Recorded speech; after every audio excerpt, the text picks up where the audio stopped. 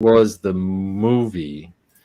What was it that had that fucking synthesizer song? Beverly Hills Cop. That was fun. Oh yeah, the Axel synthesizer F. song. Yeah. That synthesizer song.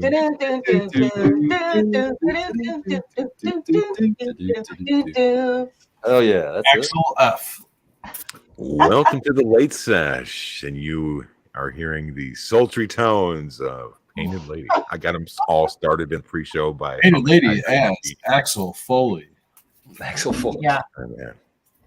What's going on, everybody? Welcome to the show. I hope that you were able to hang out for a little while, smoke with us, maybe ask a couple of questions, have a couple of laughs, and we'll see where it goes from there.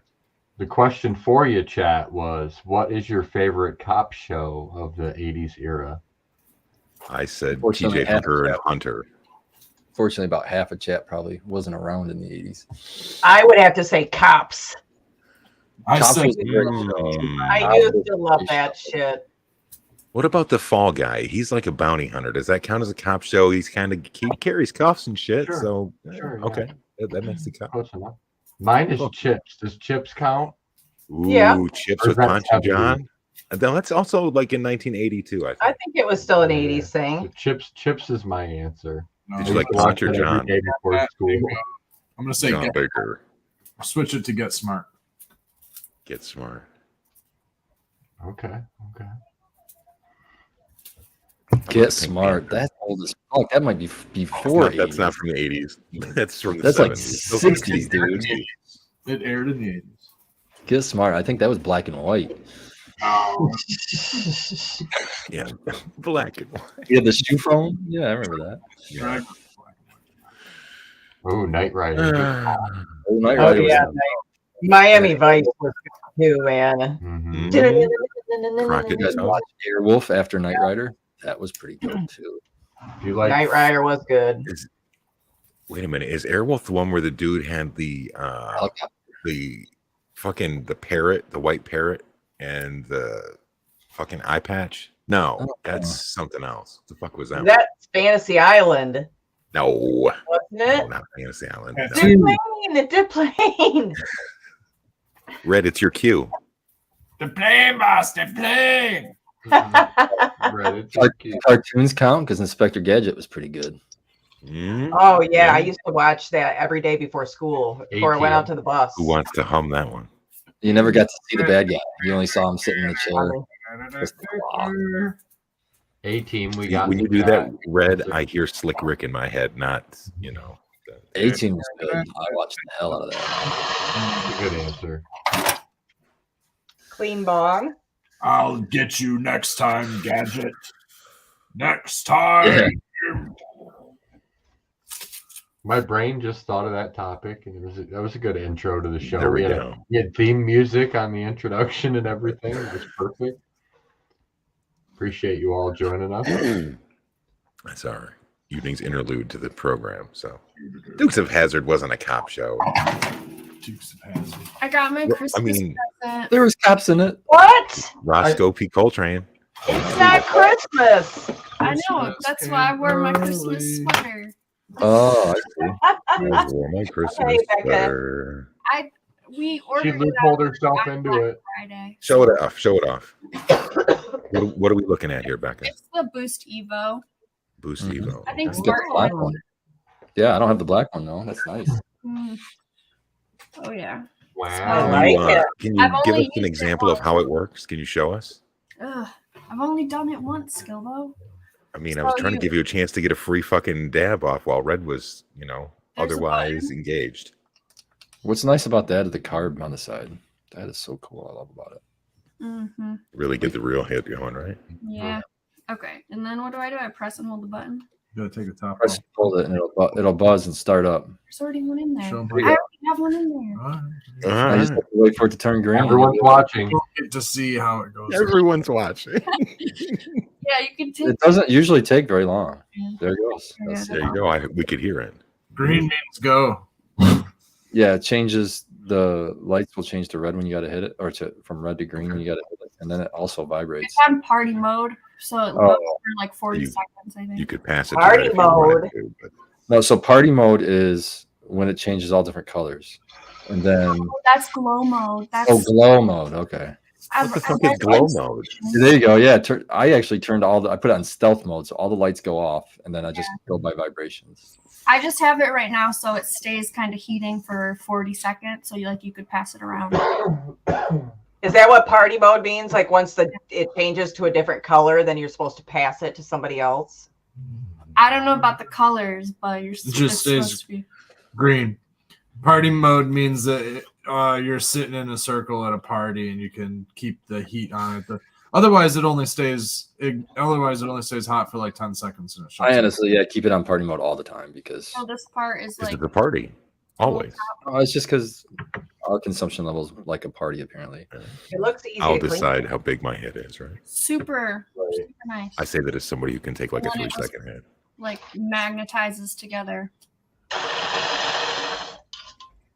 Nice. There you go. So you just couldn't stand it, Red? You had to give it to her early? No, she didn't want to wait. Did she find it? Did she go searching it out and go, oh? No, it's fine because we ordered it together. Like it's not a surprise. I wanted to pick it out. She needs it There for it is. It's ready. She needs something to dab on at the events. We got one next Sunday, so no sense in her having to wait. What do you think about it, Red? You like it? Have convenience, Yeah, it's convenience. No torch required. I think that it's good for being mobile when we need to do something like go camping or somewhere where we don't want to take the entire rig and get up. We can take a couple of concentrate jars and that thing. I dig it. That'll even go in a backpack and it won't spill as long as you keep it upright. Can't take as big of dabs also. Like forces me to have smaller dabs. Yeah, it does kind of have like a little dab. I like it. So far, so good. I mean, like she said, we've only ripped on this thing like officially twice now. So I think it kind of stretches your dabs because it's all enclosed and it captures everything that evaporates. And I feel like I go through less product when I smoke out of that than if I smoke out of a piece.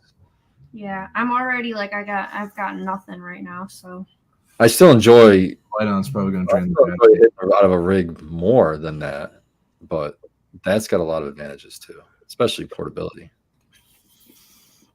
And if it's, I don't know this, I just heard about it, but it fits perfectly in a cup holder in your car. it's seeming like it's taking forever to charge. Like I can't get it to charge past 3. Really? The only thing. So I'm gonna maybe charge it after the show. Maybe just give it one good charge. Maybe it just takes a while to break Yeah, it. I Could be. How far does it have to go up?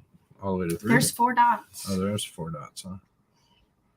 So at the beginning, I asked about if anybody in chat had any questions, and shout out to Jack Straw. He says, anyone have any suggestions for how to test runoff for ppms and pH on large pots and plants? What you can't just hit it on. Sorry. So pH isn't going to help you much, but ppms it is. And if the pot's too big and doesn't have holes on the bottom, which would be weird, but if it did and you can't get runoff that way, then I think the next best thing is just do like almost like a saturated paste test, kind of like just grab a couple samples of the soil where you can, different spots, and run water through it and capture that water through your own, just take like a 1 gallon pot and just start putting handfuls of soil from different spots into that 1 gallon pot, and then pour your water through that 1 gallon pot and get your runoff from that.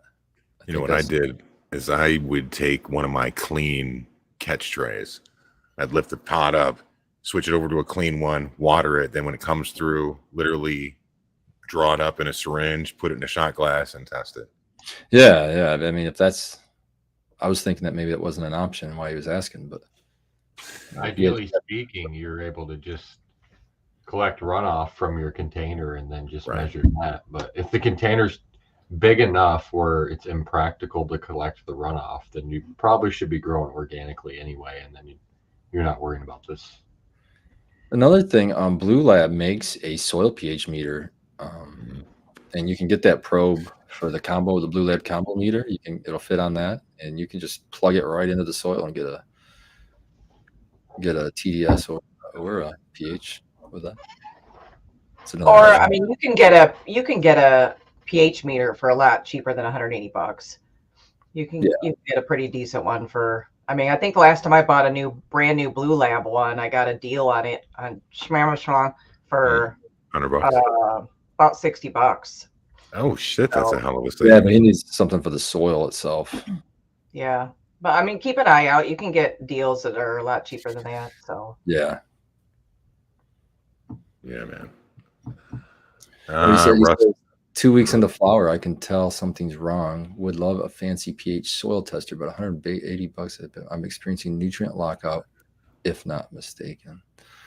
Man, it could be a lot of things. I'd have to see pictures and stuff, but a common one too is just too intensive light over it. That looks like it will look like a nutrient lockout or even burning.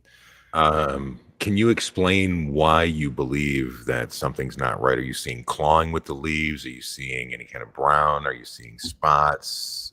Just not seeing any kind of growth? Is it cowering from the light? What are you seeing as symptoms out there?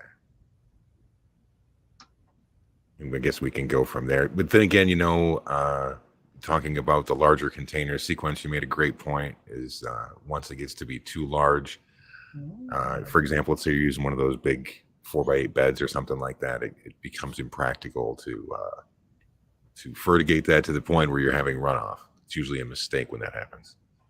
I say that because I have done that before. I wanted to see, can I put 20 gallons through the Netafim sprayers? And if so, how will it be?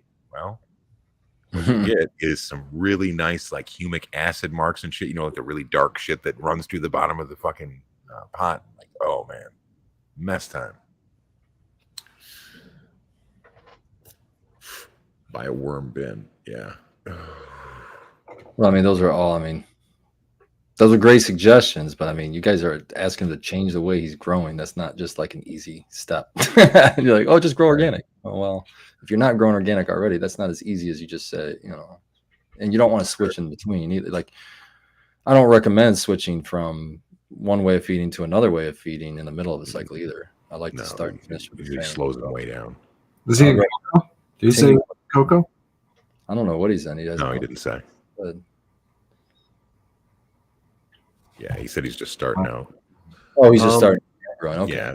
Well, the thing is every time that you finish a harvest, hopefully you come away with one new piece of information or something new that you're going to try on the next run. And, through time, you'll make it through. Some people, this goes back to, it's like they're yelling at him.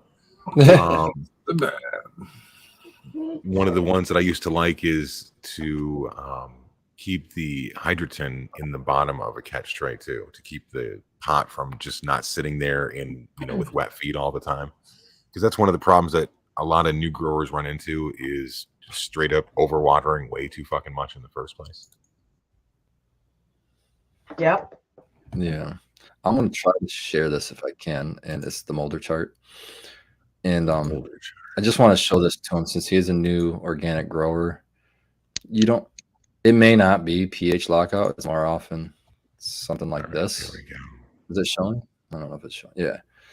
So this is the molder chart, and it tells you. Really, I worry more about antagonism than I do stimulation. But antagonism of these green arrowed lines. And what that means is if you have too much of this, whatever it's pointing to, it can lock out.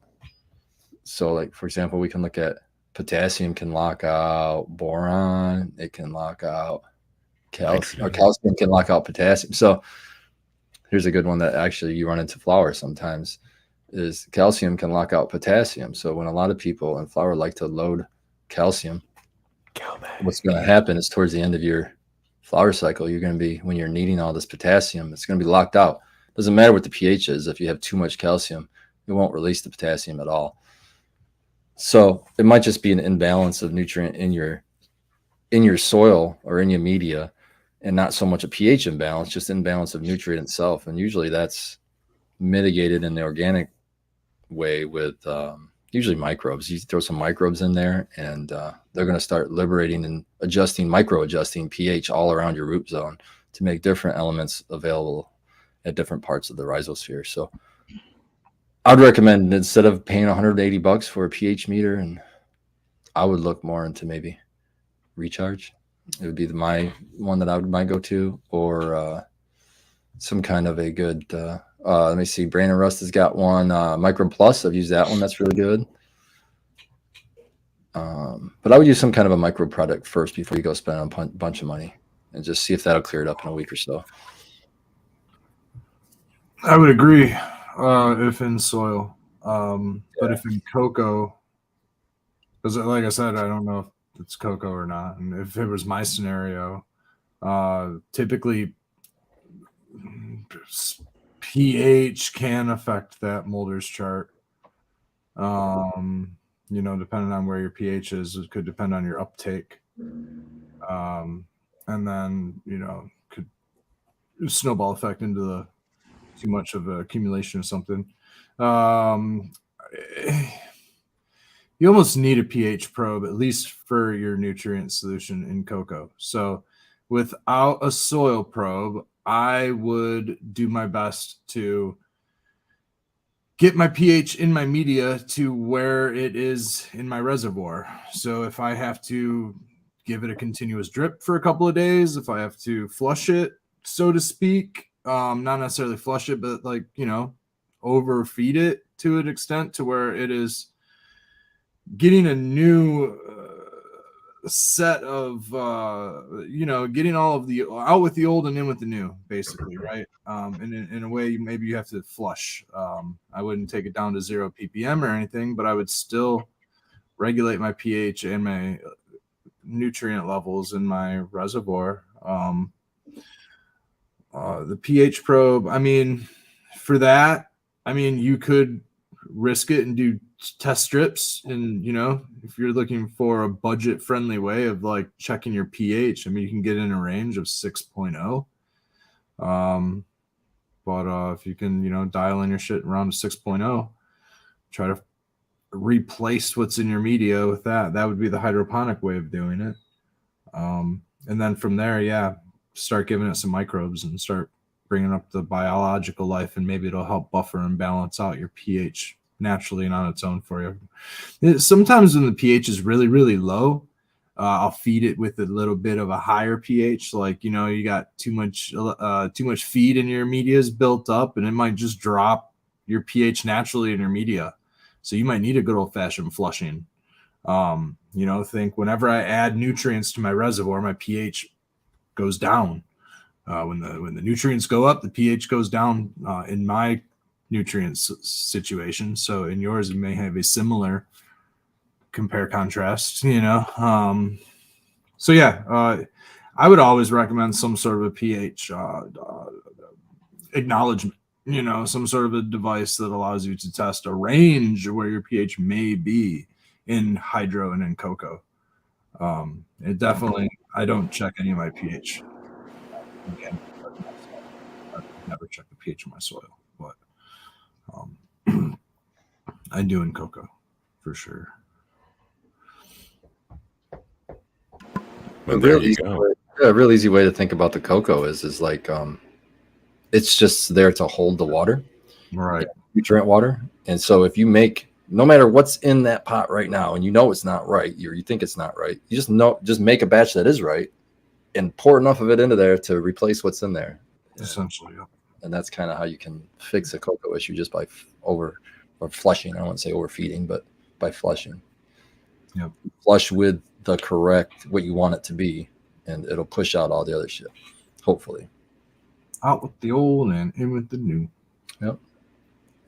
That's kind of that's kind of like what I guess maybe like a fail-safe thing about cocoa can be. Maybe that's the easy thing about cocoa. Maybe that's what makes cocoa the beginner's choice, or whatever you want to call it, right? It can be hella difficult to dial in cocoa, but at the same time, you get a little bit of leeway here and there. If you begin to mess up, you can kind of switch your stuff up. You don't have to worry about, did I kill off my entire microbiome and do I have to start over? Because with the soil, you give it the wrong hot feed, you could really fuck up your microbiome or something, and you might just have to start over.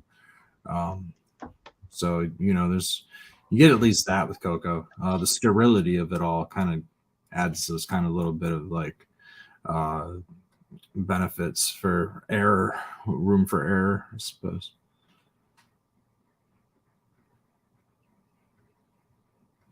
So I like growing both indoor cocoa and outdoor organic, just to have a little bit of diversity and everything. Well, there's a lot of people that say it's not organic if you're growing under a light. That's kind of That's my all opinion. I guess. You know, that's kind of one of the reasons why I haven't made that move. You know, is the convenience of it all, right? It does seem to be easy, just mixing newts. But the other sense is that, I mean, the pots really aren't grounded. I haven't done anything to, you know, ground my media or, you know, give them an open air or open light environment to the sky. To the, you know, I even have infrared barrier, man. Infrared barrier, like you can't even send a microwave through my shit. Like there is as much of a disconnect to the natural world as there can be inside those grow rooms. I can't catch a phone signal. You know what I mean? Those poor things are in vitro, man. They're in a sterile fucking laboratory environment in those grow rooms. But I kind of view that as, you know, just the way to keep it clean medicine indoor. And outdoor, of course, I can have the good old natural, holistic, you know, grounded, full of the good vibrations, the healing earth, you know, Gaia grown, the whole deal, right? You can get the best of both worlds.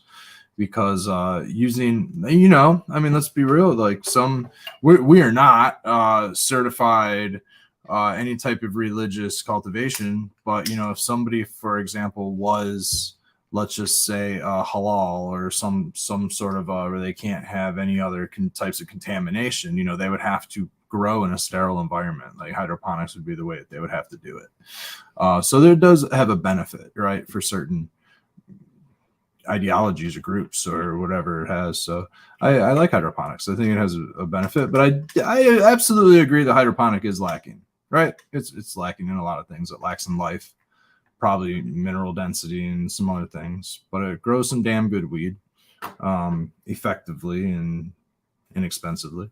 So Does it get me high? Is it going to kill me with some other bullshit that it's bringing along for the ride in 5 more years? Stay tuned. That's how you find I guess we don't know, right? And we don't know what's accumulated in it, but I'll tell you what's not accumulated is pesticides. I don't use those. That'd be, I guess, where the bad stuff is. I had a friend of mine who is an outdoor grower, and she's new to growing over the last several years. And I gave her a bunch of my veg plants, you know, when my veg room was full back in the springtime. So I gave her a bunch of my ethos, like some galactic grape, and well, that was Love in Her Eyes, but Endgame.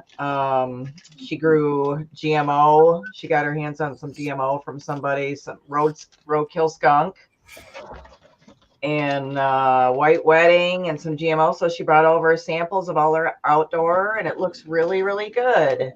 Oh, so yeah. Did she say anything about? Did she say anything about the GMO? As far as, I would love to know what a new person who's never really smoked it or tried it or anything like. It was so funny because you know, she's new to growing, so she doesn't really know too much about the strains and what to expect and everything. And she goes, "That GMO was all over the place and so yeah." And I was like, "Yeah, I've never grown it, but she definitely found it a challenge, I guess. But yeah, everything really looks great and smells good. And so it's really cool when you can give somebody some plants and, you know, and they love it and end up becoming really fond of growing it and finding a new hobby that they like to do. And so it's really neat. I've got a friend who just got into that too. We gave her a plant this year and she got like a seed in a friend's bag that she got. And so she grew that seed and one plant from us and she's totally hooked. She happened to grow this like 14-foot huge plant in her backyard. Yep, that's how Christines Christines are too. They're huge. It's so and funny. She's done all the research. She's so into it and it's so cute. I really love it. Yeah, Christine's actually the one that does this art. Folk art by Christine Beals. Shout out. She's a great artist, but Oh yeah. yeah, same thing. It's just kind of fell in love with growing and came seed shopping. So she got went home with a bunch of Ethos multi-pass strains today and some Irie. And I She hit the can't wait to lottery. see. She's going to start growing indoor. She's never really grown indoor before. She's only grown outdoors. So she's going to try her hand at indoor. Is she gonna be shaking bottles inside? She's an organic grower. Okay. She's an organic grower. So yeah, she just experiments with, everything that Spartan does, with adding her own I think she uses kelp, I think is in some bone meal. And I think she was talking about some other things that she adds that, were a little different from what I usually added, but it works for her and her plants are great. So yeah, cool.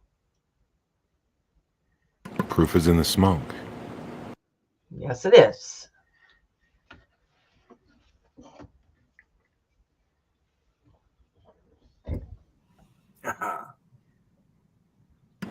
The hell was that? That was the last of my coffee.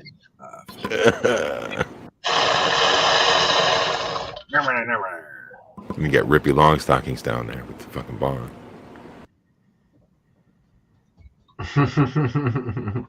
It's all nice and clean. Spot. Oh, not more.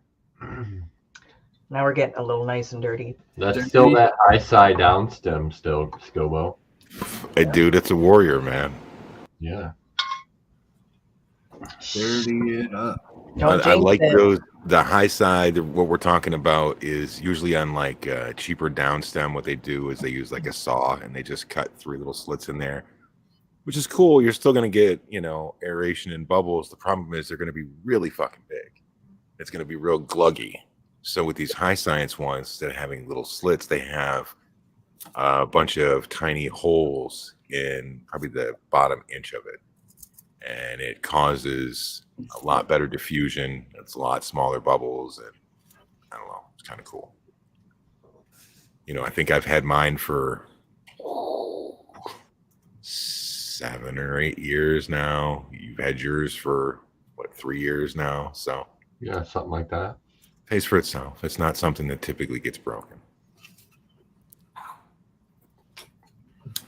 I made an upgrade to the RSO processing equipment. How so? Fine. Well, I got a new Buchner funnel vacuum funnel, whatever you want to call it. I finally got an all glass and 1,000 milliliter flask, and it has a glass joint, which is nice. Very similar to like your rig joint where it's etched glass, so it's a little bit of a better seal rather than using like a rubber stopper and a ceramic cup that would be like the top where you dump your liquid in. And I actually got a vacuum pump. I was using a hand pump, man, forever, and the hand pump finally wore out, and it was just like not holding a vacuum anymore. So I was like, well, time to get a new hand pump, and fuck this hand pump, like seriously, if you can, afford the double the price between the hand pump and the vacuum pump, just get a vacuum pump, even if you have to get a cheap vacuum. How much did that set you back on your upgrades? I think the vacuum pump I got might have been $120, something like that, maybe $160, somewhere in that range, 120, 150, something like that. You'll thank yourself later. There was like 3 or 4 of what looked like all the same manufactured, different branded pumps, so I just went with the one with the best reviews. It was very difficult to kind of decide. They were all seemed to be rated for the same flask and filter combination. Make sure all your sizing is correct. Make sure you get the correct adapter sizes. Make sure you get the right filter size with your cup size and all of that stuff. You're buying all this stuff Where do you get your shit from, Red? Dude, honestly, with that stuff, I would smash on. Okay, all right. Dude, for what it's worth, shipping prices right now are incredibly expensive, and I'm just gonna, smart business move is just take advantage of the fucking shmezhosh while possible right now. Maybe it's not an ethical business move to be the best. Painted lady smiling because she knows. For right now, the way that we need to keep costs down and stuff, and it's hella difficult to get equipment and stuff. So that's the move we made, just because it was available, I suppose. Eventually we'll be able to quit making those moves, but for right now, that's what we have to do. Because honestly, man, we pay for that shipping, and free shipping is just too hard to pass up right now. It's going to make your process so much easier, though. You know what I mean? And a certain level of consistency. Mm-hmm. So we've been trying to make a Gordon a Uline GFS Gordon a Uline order, and it's like, dude, we just can't thumb it, man. It's like the cost of shipping is like a third of the order, and it's like, it's so crazy. It's like every time we put a new item on there, the shipping doubles. What do you get from Uline? Things like gloves, mop heads, just random the stuff. Janitorial side of shit. Honestly, we can get a lot of that stuff from GFS, but the gloves from GFS are garbage, dude. They're just 3 mil. Yeah. They're crap. Falling apart. Fall apart. They're not like the worst, right? It could be worse. Not the best. The price did go down, fortunately, for the gloves at GFS. They were like almost $20 a box at the height of the pandemic. And so that's, we were having to figure out alternate routes for those. Like, we responsibly use a lot of gloves. We go through gloves like crazy. I was just going to say, I think if you are a sole proprietorship, just you and somebody else, one place I really don't scrimp is on gloves. A buddy of mine had liberated some of the black automotive gloves for me several years ago. That's nice. And it's just a fucking game changer, dude. It's so much nicer to work with those. You don't go through as many gloves. It's easier to clean them off, So cut corners where you can, and some things you might want to not do that. Don't end up with do you remember the shitty, it's like a sandwich bag kind of glove? Oh, yeah. Literally just weld the finger on the outside. Don't use those, dude. Those are terrible food service gloves. That's a safety concern like too, man. Just like food service. Right. The ones but the ones from Uline are just nitrile. A little thicker. Yeah, it's just a thicker nitrile. But I've stopped using latex a long time ago, like when I had other people coming and helping me out just because of allergen reasons. Some people are just allergic to latex. And then always got powdered free. Never wanted anything to do with powder. And coming from the food industry, I've learned that latex is very difficult to get on and off when powdered free. Nitrile becomes a lot easier. And then nitrile ends up being just more sturdy. If you get the right mill, they tend to even be a little bit more sturdy if you accidentally poke yourself or something like that. The glove doesn't just tear or rip or something. But honestly, man, the right size glove for the right size hand. Fortunately, her and I both fit a medium. It's a little bit. I'd like to get her maybe even a small, but they're a little bit too small for her. Safety reasons, a flappy glove, man, it's real easy to cut your finger or snip into that glove, cut your butt all funky and stuff. So just got that flap. Catch it on a branch when you're bucking things off, and now you get a big rip in the back of the hand of the glove. You're like, fuck, especially when they're sticky. When they just start getting sticky, flapping and stuck. You're like, this is goblin monster. They're fine. Smalls are just tight. Mediums are just a loose fit. I like medium. Medium is the best size for me too. Yeah. And in the kitchen, we always had large and extra large, and it was terrible. And I had to deal with flapping gloves in the kitchen, and they'd get wet, fill with water. Do you have these water balloons on your hands all the time? It's fucking terrible. Constantly changing gloves, man. You gotta change your gloves. You just have to go like that, and all the water falls down. Yeah, I can't imagine.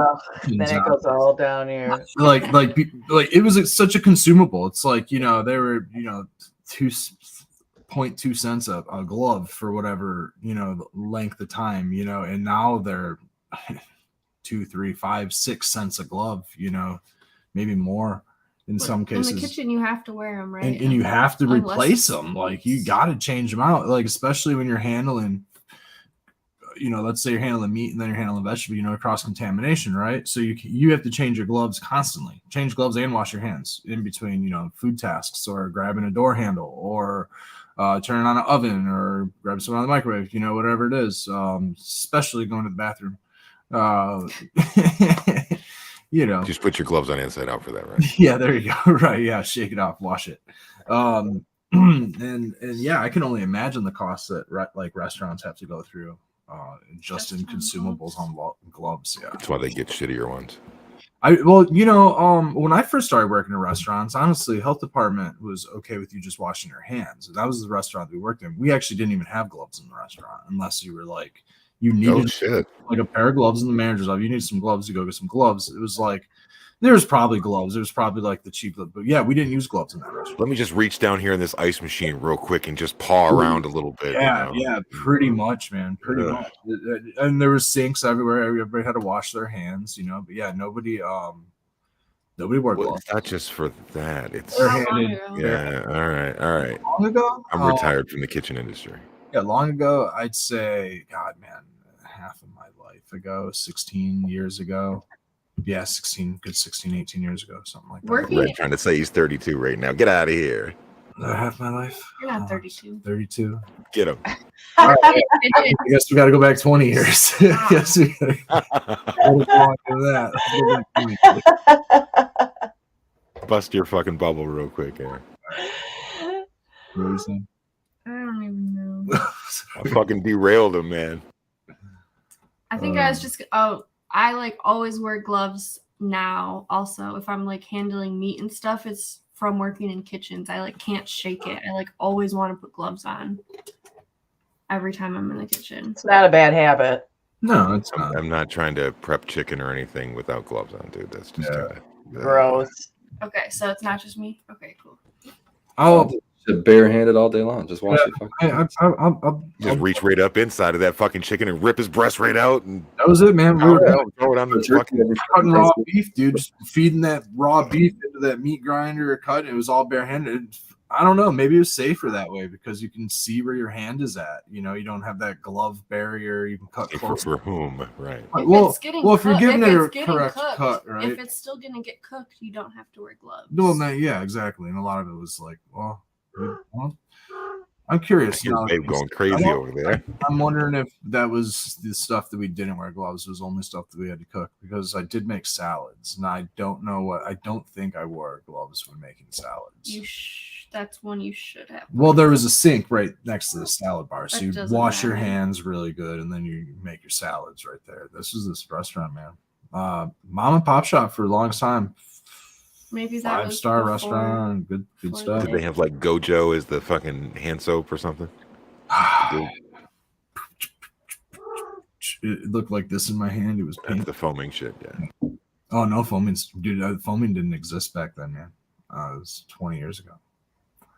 Oh! Next to that hand sink was the steel seat station, and like 4 waitresses would be there.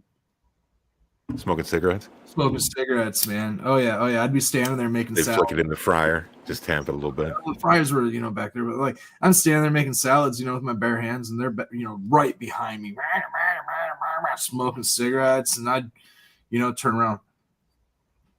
One of those cigarettes, and stand back there. You're ashing in the radishes. Wash my nasty. I don't think we had to wear gloves on the salad bar, but it was like that. It was right behind, like me, boom, right here. Fuck around with the salads for a little bit. Come back. Cigarettes? The old ladies give us cigarettes. Yeah. Lunch ladies in the off season. Well, as a kid, they were the older ladies. Now there's probably ladies my age. Now they're 36-year-olds. Yeah. Right. I'm officially the older lady, but yeah, I mean, if you had that was like when the managers went around, you could hit up his. The managers were in the kitchen doing their thing. You had to go in the bathroom. The bathroom was this place that had walls from the 70s or the 60s, and you could tell at one time they used to be white because you'd have to replace like a paper towel holder or something, and you take it off the wall, and these like amber walls, like these deep yellow walls, like would all of a sudden glow from like the white polished, beautiful 30-year-old wall that is behind it, except the sap running down this wall is, all nicotine It's all sap. nicotine brown, yeah. All just nicotine sap, just like all over the walls of this bathroom, because all the bus boys would be in there chiefing cigarettes, Oh yeah, it was terrible. You get done with a dinner rush, you'd be in line trying to get in the bathroom to smoke a cigarette. It was wild.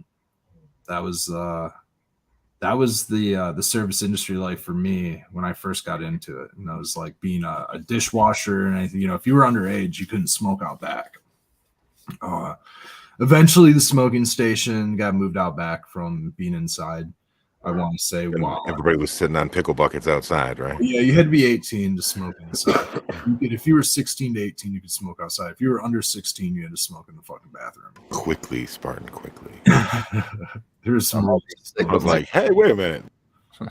My kick's still working though. Yeah, I started working at that joint. The Spartan kick, they say, is the last thing to go. Back. That's a good double-ended fucking joke right there, man. Quality shit. Yeah, that's quality.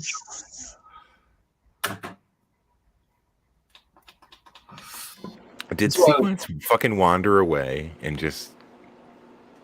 He always does. He always does about half an hour into the show. Restaurant. Cigarettes by the food talk. Hope we didn't make him hungry. He always goes and eats something really quick and then goes to bed. Well, I know you haven't talked about making any cookies or anything lately because he fucking ate them all on you the last time you did, remember? Oh, I made some again last week. And then, ironically, over the weekend, we had his girls. And then we went to go get some cookies out of the cookie jar. They're gone. Dude, you know that he waited till the girls got there. Then he snuck off to the fucking bathroom upstairs, ate 5 cookies, and then tried to play dumb when you went out there and was like, where's all the cookies at? He didn't though, Skilbo, because he actually made this batch, because I made the first batch and then overnight the rest of the dough sat, and then he went and actually made these huge cookies with the rest of the dough, and they turned out really good. And so he was all proud of himself, and he's put them in the cookie jar, and then the girls came. He didn't even get any. I think we both got 1 or 2 out of all these cookies. But it's fine. But they are his kids, right? Yeah. He just got sequenced. Oh man, the one has the biggest sweet tooth. It's worse than apple mine. Doesn't fall far from the tree. The candied apple doesn't fall far from the tree. Ooh, it's like we go to breakfast and she's like, I want hot chocolate with 10 pounds of whipped cream and then the red velvet pancakes. We are definitely going to be like, fucking hungry. Okay. She'll be taking a nap in a half an hour. It's funny. Yeah, the sugar crash is real. Mm-hmm. But yeah. Anyway, so yeah, he wandered off to go to bed. He has to get up early. He's got to drive. And then we get baby over here protesting because now she doesn't have his lap to sit on. Speaking of early, there's the early to bed baked is missing in action this evening. He appears to have fallen off after Wheel of Fortune this evening. Might have made it to Jeopardy, but that's as far as he goes. Murder, She Wrote. Murder, She Wrote. Matlock. Oh man. Oh, baked. Mm-hmm. Well, the seedlings are doing pretty well. I'm still crossing my fingers at the Limarilla, the one Limarilla. We'll see. I mean, if not, whatever. It hasn't popped through the soil yet. Nope. Okay. Why don't you just cook more of them? Do you have more seeds of that? No. Oh. No, this was like the original. The original Limarilla that Yeah. didn't get released. So, and Yeah. I think he popped all of them. So, nope, this is it. But yeah. So we'll see. Maybe we can get one of them to go, and if not, then But, yep, the Arise and Golden cherry Goat. and the cherry crescendo, right? Yep, Cherry Crescendo, Las Vegas Lemon Skunk, and the Get Down. So The Get that'll be Down. cool. Yeah, excited. Becca, that shirt would have been perfect if those weren't Scotties and they were red setters. For the big red dogs. Yeah. Did you hear DOG in the back? He said they should be DOGs. He's being a stinker. We heard you yelling at him earlier. Yeah, we heard you yelling at him. He was Down he digging goes. at the sheets Digging through the bed. where No. he lays his head. Like, he's so neurotic about laying right there, and we have to move him because we don't want his butt where he puts his face. Goochins. And he's digging on my sheets. Don't Man, don't have time for another eye infection. Just can't. No more, man. Just can't We do got it. fucking holiday pictures coming up and shit, man. You got to have two eyes. What's going on, man? DOG knows not to do that. The And rest he's know. doing it. I was so sad. And he can't hear. I thought I was getting Same. thought I was getting another sty. My eye was like kind of runny. Not like teary runny, like it's a different mucus gland. It's kind of weird. I started eating some of the mushroom supplements again. Reishi, do it kind of regularly now. Reishi, lion's mane, and turkey tail. Chaga. I don't have any chaga. I only do the 3 right now. But I do about a half a teaspoon of lion's mane and a quarter teaspoon of each of the reishi and the turkey tail, and I'll mix it in either applesauce or oatmeal or yogurt, or I'll mix it with cocoa and make Really a chalky. cocoa like beverage. Usually I'll do that in the evening or something. It's like drinking barium or something. Oh, it's rough. Yeah, it's earthy, but it could be a lot worse. It's earthy. It could be a whole. I mean, with the cocoa, it's not that bad. And I'm not one for sweets, man. I've been drinking like black coffee and black tea and a lot of that stuff required to like those raw, dark tastes, anyways. We've been having some hot cocoa. Yeah. We put a little like Irish cream in some cocoa. I had some Irish cream sitting around for a couple of years. Some good old aged Irish cream. Gross. Getting into it's good stuff. But not with the. I haven't actually mixed that one with the reishi or any of that. But I feel like I had a little sniffly, a few weeks ago before I went up north, and a little sore throat action going on. I started kicking that into gear in like 2 days, boom, gone. And then same deal with that. The feeling like that eye infection was creeping back on. I kind of went back into the path of dosing with that stuff again, and it seems to have helped it out. I just need to stay on a clear regimen of it. How do you feel?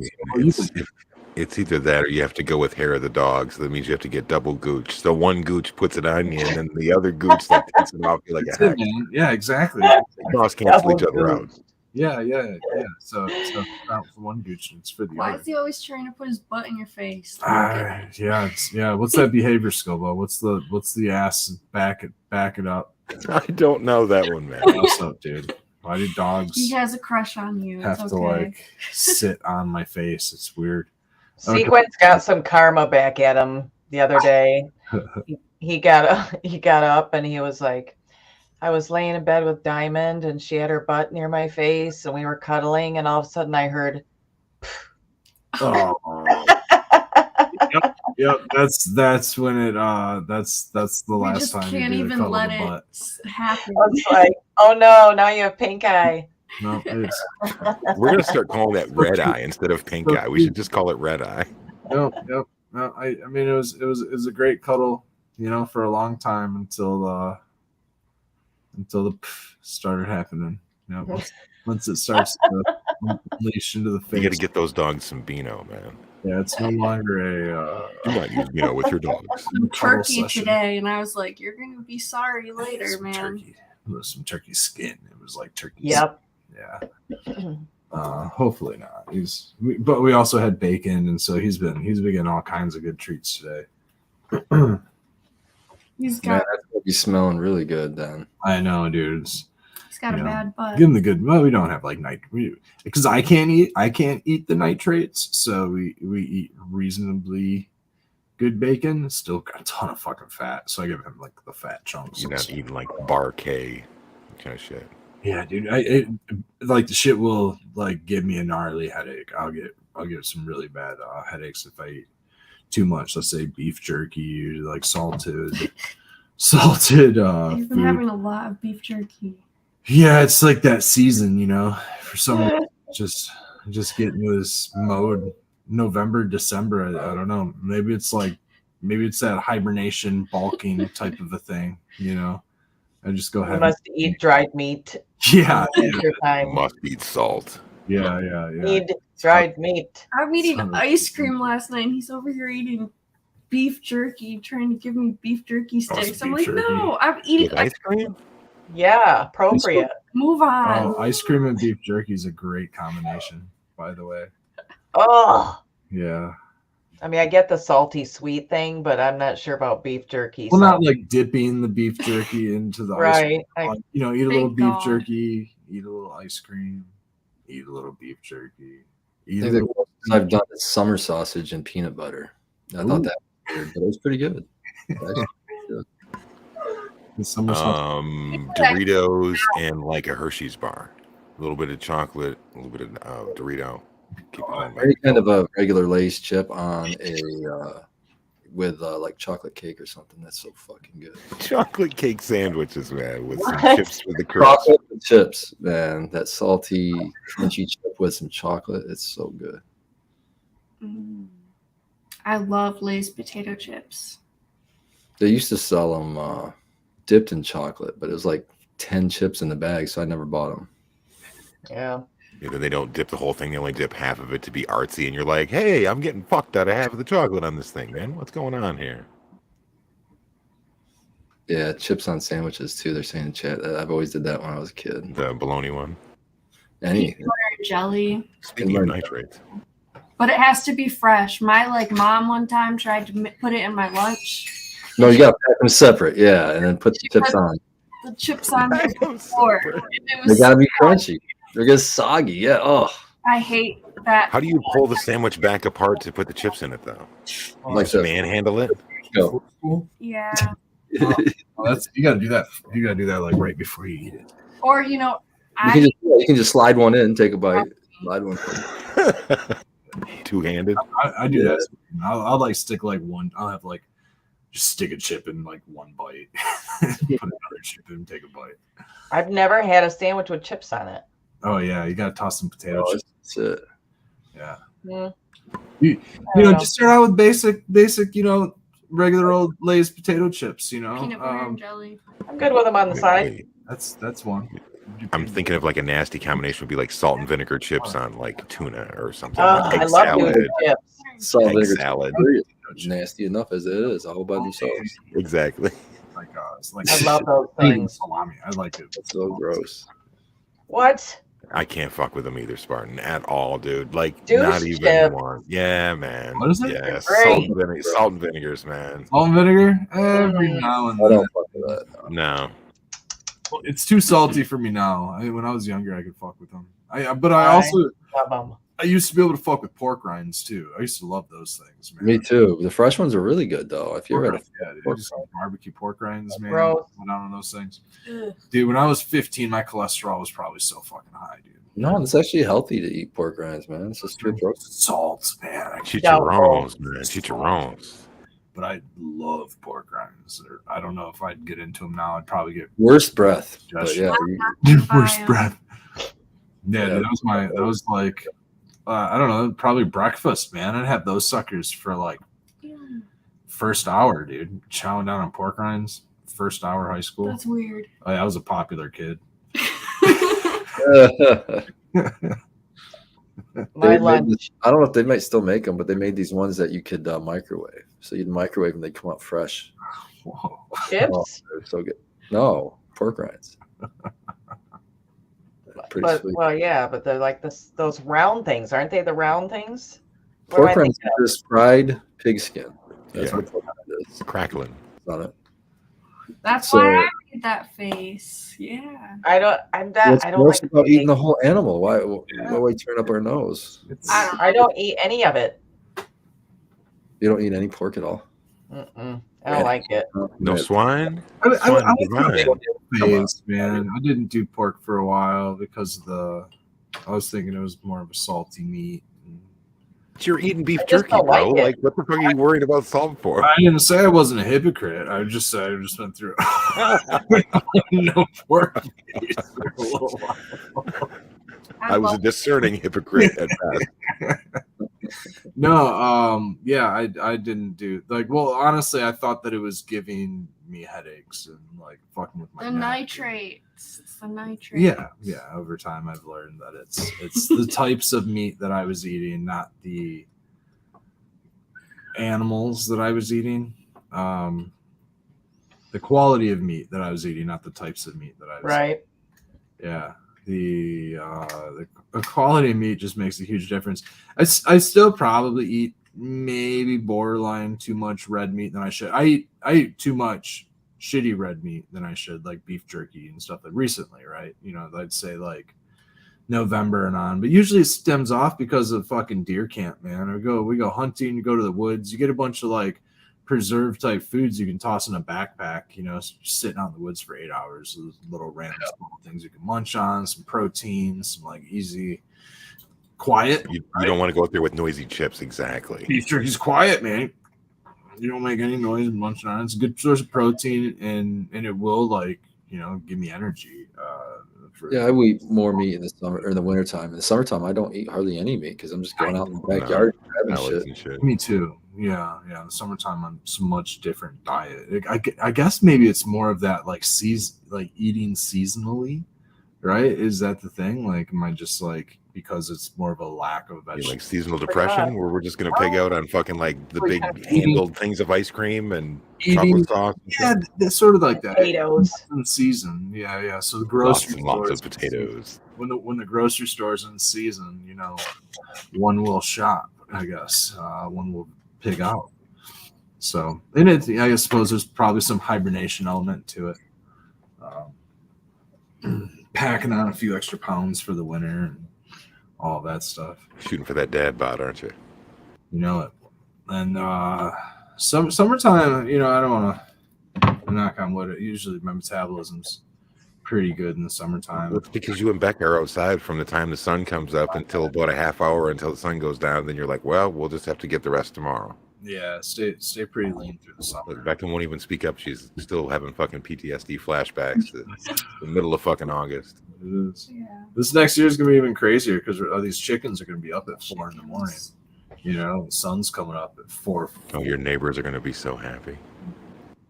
They don't make a lot of noise. They make noise, but they don't make a lot of noise. Like, Yeah, let's talk about yours. They do make a lot of noise. Story with all of the names. I loved Carmela Mm-hmm. and Marshmallow and Big what Mama. was the black one's name? So those ones we finally named. One of them is Samurai or Sammy, and then Ninja. Ninja, yeah. That one was cool too. I liked all of them. Black one. She's just got some blue, some like green feathers, but they're not very obvious.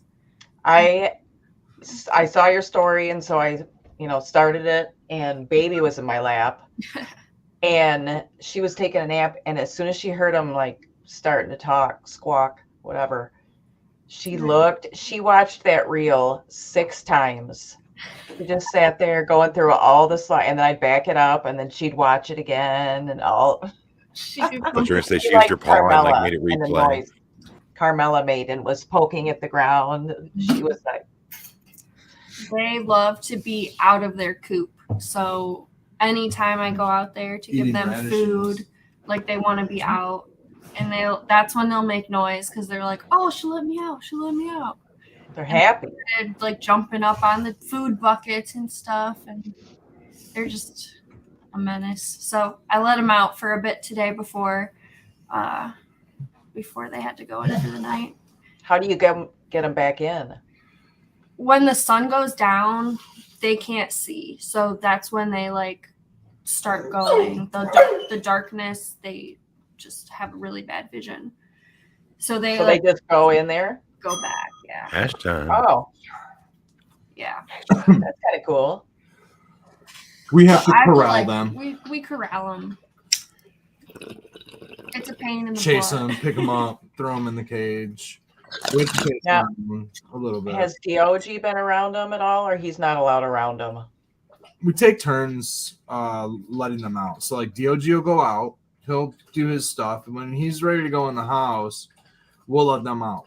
And the yard's separated in half from the garden section and the yard right now. We put a fence all the way across our yard since you guys came by last. But there's now like a barrier which does nothing to keep Dog out of the back of the yard, but it does keep the chickens from getting into his area of the yard where he would otherwise smell them or eat their shit or whatever. So we have like, and he also is back on his cable. He's lived on a cable his entire life. This summer, when we fenced off the yard, he finally got free range. He got a chance to kind of roam the yard for a summer until we got the chickens. And now that we have the chickens, we had to put him back on the cable because he's trying to tear the fence down and get back. He'll just hurt himself trying to get them. He's like trying to like bite the fence and pull on the fence and do that whole jump over it. He crushed the fence trying to jump over it. He can't jump, so he's like, jump on the fence and like, oh no, he came through like hey Kool-Aid, just busting through the fucking fence. Yeah, dude, he pulled the fence right through the staples, like it's like cheap wire, dude. So like ripped it right off the welds and like, that so was night one. Yeah, that was day one with the chickens. We were like, well, let's expose them to them, and that was a terrible idea. He immediately wanted to go back there. Oh no! So he's back on the cable. The cable's moved, so he can't reach the fence. He sees them from the window out, and he'll bark. He like can see them in their coop, and he'll sit there and watch them. But then he'll move on. He's over it. He realizes he can't get to them, I think is just about all. And they're not encroaching on his territory. Yeah. He can actually patrol. And he'll take every, if he could, he would. Yeah. Yeah, he doesn't. There's definitely going to take some conditioning. He agrees. Yeah. He wants one. It's getting into winter and we're not doing a ton of work outside right now. So we're not out there as often, and neither is he. Once it's the point where he's going to want to be out there all day, every day, to say the summertime next year. He's going to be 14 years old next year. I would hope he's around, next summer. We, might not be an issue, really. He is very old, but dogs. He's very healthy. Dogs he gets can live to mushroom be supplements 20 years old that are safe so. And CBD. Every He's on the CBD, right? Yeah. You live forever. That's a whole lot more Goochins, my friend. A whole lot. Well, I just think it's only going to get worse, right? Like he's only going to start having issues with his bowels more. Like that's coming next. Losing his I guess stress is already doing it for him. Stress is making him. Yeah. So yeah, that's it. That's nice. My friend's already dealing with her old dog. She can't let her in the living room now because she just pees. Oh, Pees, and I'm sad. He's mostly deaf. It's weird because I'll say something to him and without, I won't be facing. He can't see me here. He'll have his head down, and he'll acknowledge me for whatever.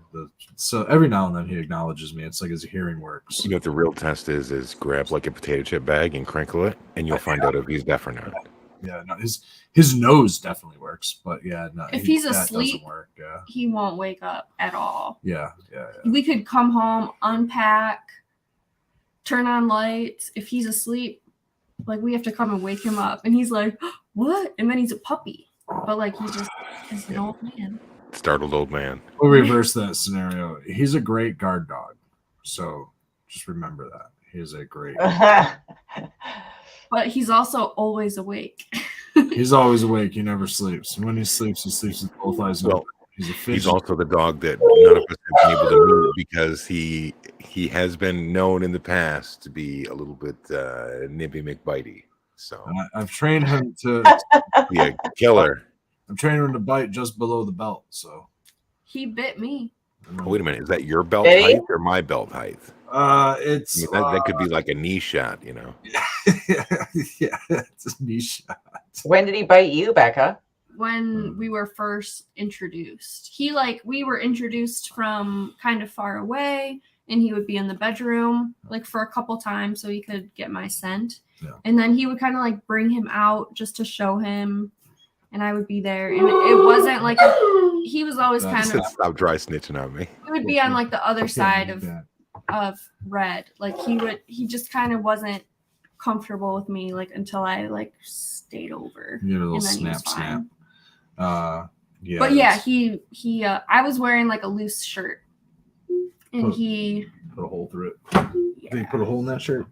Yeah. Or no, it was around my waist. Around your waist, and he grabbed it. I had like a flannel around my waist, and I think he was like wanting Slide that, over and he just got a little my. bit. Slide over just a little bit.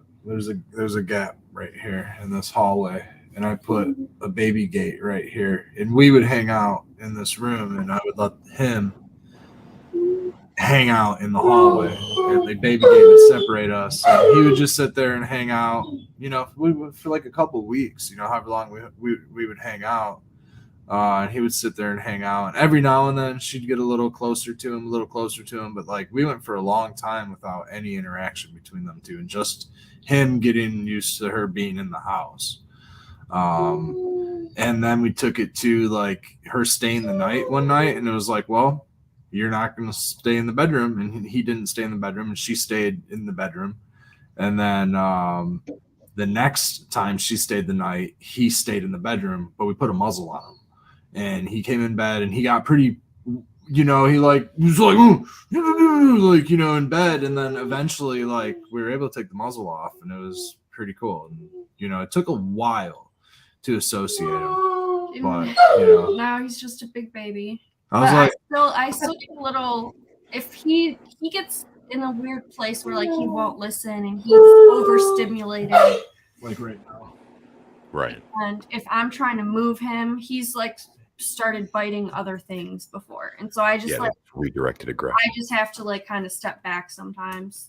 I gotta jump in, make him bite me, and do all that kind of shit. Well, I would say this is that whatever else it has worked, and I applaud you guys for taking the extra time to try to make it work. A lot of times people will just try to rush the issue, and that's when you can have real Yeah. long-term issues and stuff. True. And my stepmom volunteered at dog shelters forever, and she'd always take me with her, and I was always around like in dog pounds and kennels, and I just always remembered like just you have to like control your own emotions and control fear, or else that could kind of go the wrong way. So I have to like, that's when I'll like step back, because I don't want to freak out or get scared because he's coming after me, which he hasn't since the beginning. Unless he goes totally senile, he won't. He understands the dynamics of everything that's going on in here. And every now and then he goes to me, you know, he'll come back at me with his mouth, and he'll like bump me in my chin or something, and he'll know, and he like won't take it any further than that. But that's always in a playful manner. He's always been very, very conscious of where his teeth are on me, you know, very minimal. He's been pretty good. Like he gives me nibbles sometimes, and he'll test the waters, and he'll play around, and you know, he has his fun. But we've never, I learned, you know, I never did a lot of like tug of war and stuff like that with him. He always wants to do stuff like that. And I try to just make it more of like a chase and a play and stuff like that. So we do all that kind of playful stuff. And he starts playing tug and getting, you know, violent or anything like that, we take it back a notch. We know that you growl at the dog and have probably barked at him multiple times throughout his lifetime. Yeah. I get down on all fours often. Yeah. And we What's the see new eye to eye. one? What's the new one? You pretending to eat so he'll eat his food. Yeah. Then, Oh, you try to get through his bowl so he gets mad? pretty far in his bowl the other day. Yeah, my hair was almost in there. And Because he'll just like Say your bark. hair was in there? Almost. He'll bark at a full bowl of food. He'll just bark at it, and because he thinks there's nothing there, we have to like trick him. He wants his additives, which are something. He said, "Come on with the good shit, man. Where's the gravy? The num-nums. Get the gravy." Good shit, man. I don't know. The CBD does help. It's got a little bit of that salmon oil in it, and it kind of gives him a little. He kind of waits for me to give him the drops. He's trained to it. I definitely think that those have been helping him out. When I stopped, and I used to buy him the CBD drops, and I started buying him the CBD drops back When you were DOG's plug. Yeah, I started getting him Used to buy for him. drops before I worked in the industry. It was probably 2019, like early 2019, and then like late 2020 was when I was in the industry, and then I could get them at the shop, but otherwise I would go to like Bloom in Ann Arbor and get CBD. The only reason I ever went to the dispensaries was to get CBD, and the other reason I went to the dispensaries is because it had metric labels on it. It had a test result that showed me how much CBD was in the thing. And I started using those, and then last year when we had them, they had a shelf life on them, and we were able to get them for a penny. We got like a dozen of these things for a penny. So we gave a few of them away. We kept a bunch of them, and they lasted us most of the year until we got our stash of CBD, which was maybe this summer. And Because they stay good in the fridge. yeah, so we kept them up, and so now we've just been giving him our own CBD. But I've noticed in the past when I stopped giving him the CBD, like in 2020, he'd been on it for like a year, and I ran out, and he was like sluggish and like it just wasn't himself. And I was like, it's because I'm not giving him the CBD.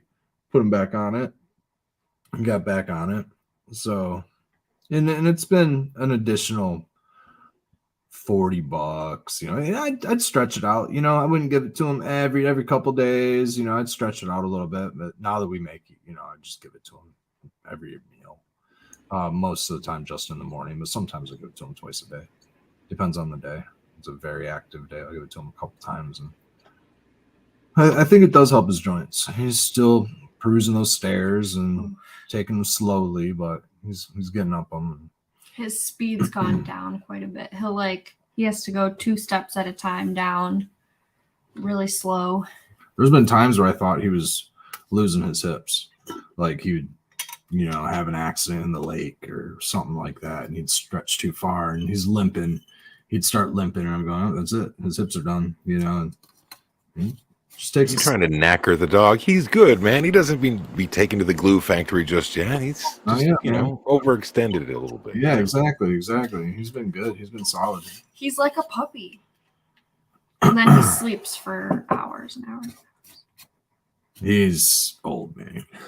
He's got that hacking breathing, and I definitely smoked cigarettes around him for way too long. I gave him the old like smoked in the house treatment. There's just not a lot of ventilation in here. It's all in the grow rooms, Well, yeah, you were telling us about the 120-degree fucking desert-like temperatures you had when you first started growing last night. Yeah, man. Thankfully, he wasn't his age now. He was able to take it. Poor dog. He can't handle heat or cold. No, he can't. He'll like shiver. Yeah, he gets shivery when it's cold.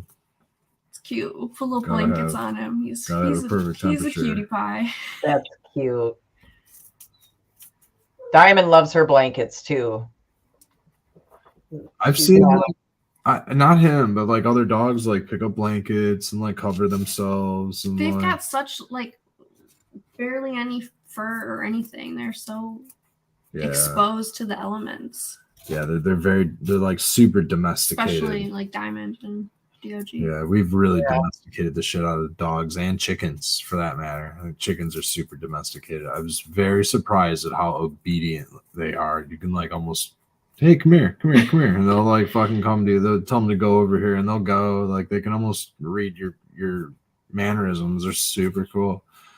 Not almost. They can read your mannerisms.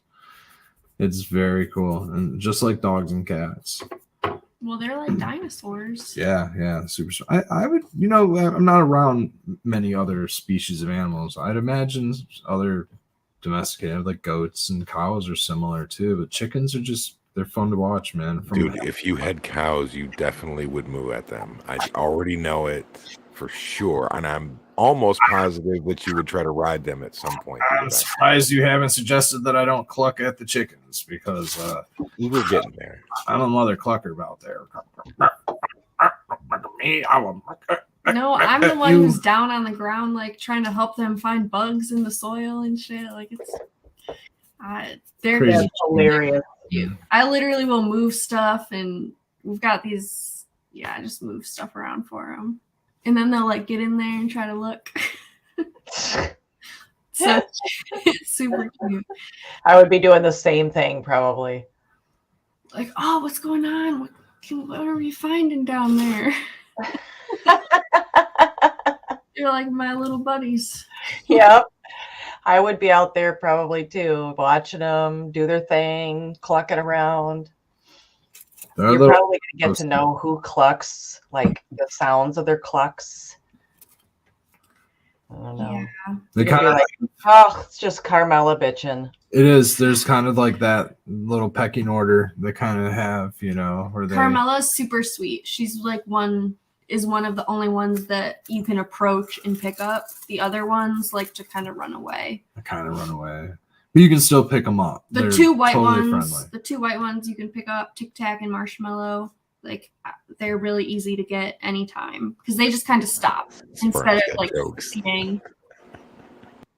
And then the two black ones and Big Mama, they just run away. They run away. But if you pick them up, they're kind of cool for a minute. Big Mama, like, she's a bucker, man. She doesn't like to be held. She's wanting to get up and get out. I need to use that like 5-second clip of you bonking like that and just use it as next week's ad for the late. Yeah. And then we could have like a translation thing with like your sounds, and then underneath it'd be like, "Don't forget the late sesh." I can give you a better one. I can go full blown. We can do better than that. Okay. We go Little Red Rooster on you. Like that. Samurai. Leave the jokes alone. Samurai and Ninja are kind of bullied, and so they're actually super sweet. You can pick them up when you catch them. If you pick them up, they'll like stay on your lap, and you can kind of pet them and talk to them, and they'll stay there. They won't fight.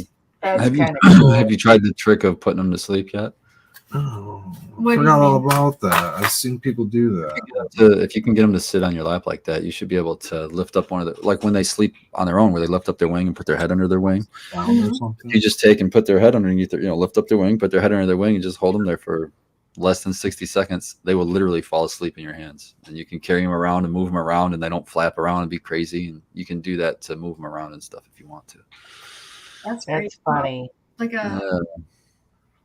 Like they put their head back this way, kind of over their shoulder, and then they went over top. Yeah. Oh.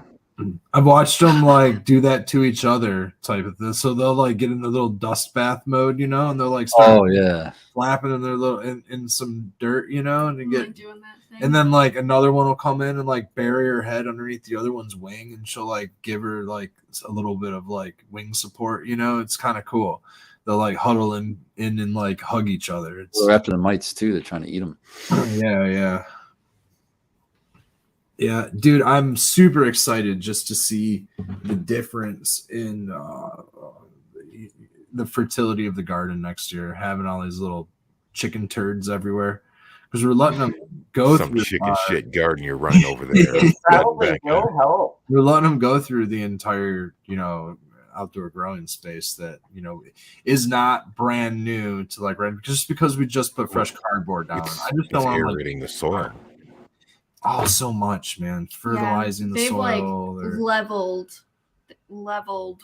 It was still, everything was up from the summer, and they just have scratched everything, and it's just. And then we're gonna see where all these volunteers pop up next year. You're gonna have fucking volunteers everywhere of everything.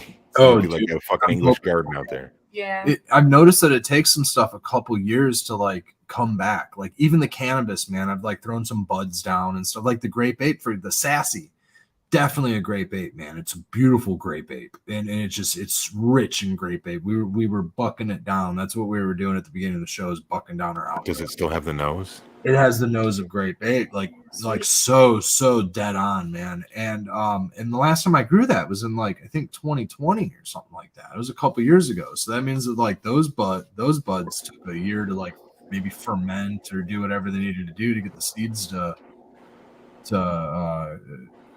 get the right conditions to come out. So hopefully the chickens will kind of dig up some of the stuff, because dude, we get collards, and this year we let a lot of stuff just spread seed everywhere. Like arugula, I couldn't collect enough of the arugula seed. It had so much seed. We let it all go to seed. All of our lettuce went to seed. So there's just so much like They love the out collards. there. I'm hoping that they don't eat it all. You know what I Busting mean? through the brassicas. Yeah. The broccoli should be coming back, but it's all good, like cover crop. That's my look at it. Like for me, like I want all that to like be just like a free cover crop that we don't have to, source. It's all just going to come back. Little radishes. The radishes for me are cover crops. Sometimes I let them get bigger and dig up the soil or act as just showing up in my yard. Yeah. They're probably from me. Yeah, man. They're traveling, dude. No, probably not. I'm sure there's a lot. You plant your own radishes, but Yeah, I let them go to But seed this too. last That's summer they fine. got big. yeah. I don't harvest all of them. I leave one or two and I let them go to seed so that I can get some seeds for the next year. And I actually prefer the seed pods more than the actual radish itself. I do too. Yeah. Although I haven't tried the daikon. I've got a couple growing out there. I should probably dig one up and They're big as fuck, dude. Yeah, they're fucking like giant carrots.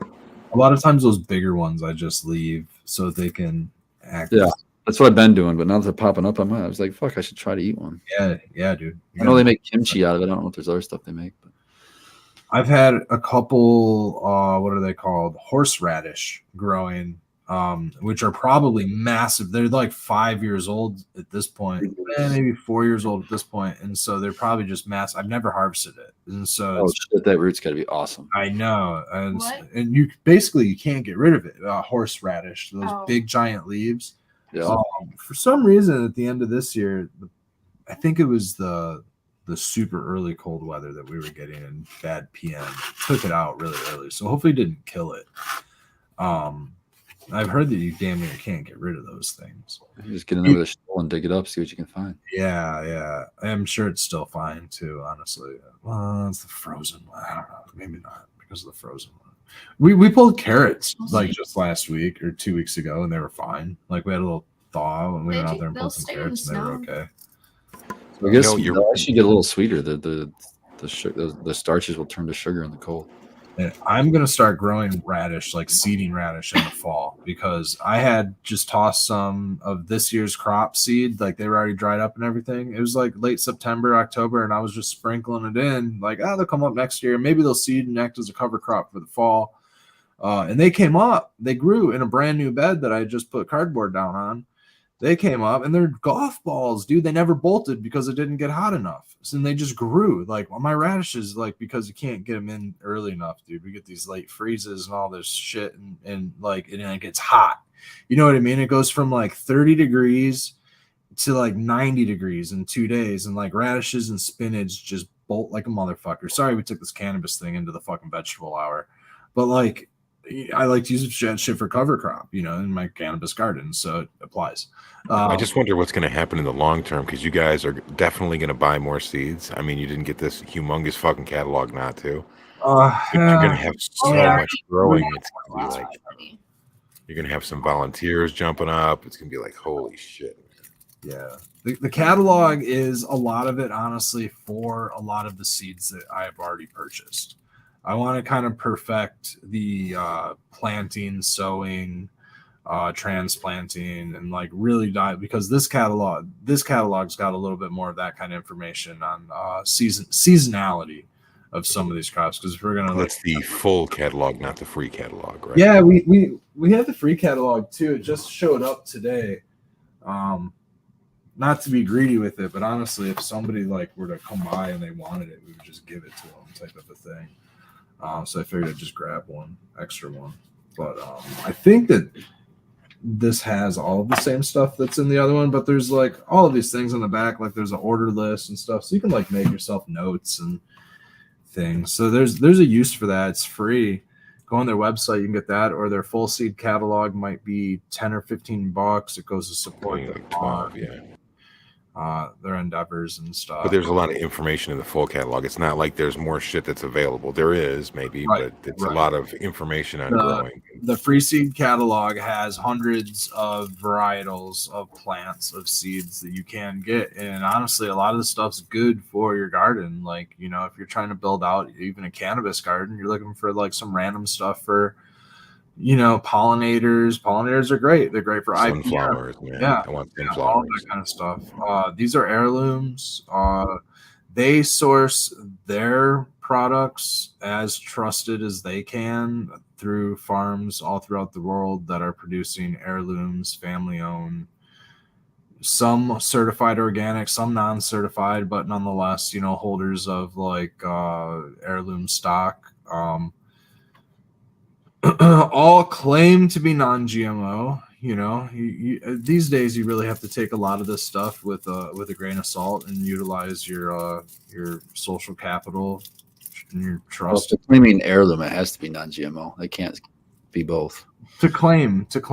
You know, Yeah. claimed heirloom. Well, you could sue their ass if you could prove it otherwise, I think. I would hope so. Yeah. Yeah. I would. I would hope so. It's Well, if hard. you bought it, then you It's could. hard to keep track of all of the different things, though. Like, there's so many.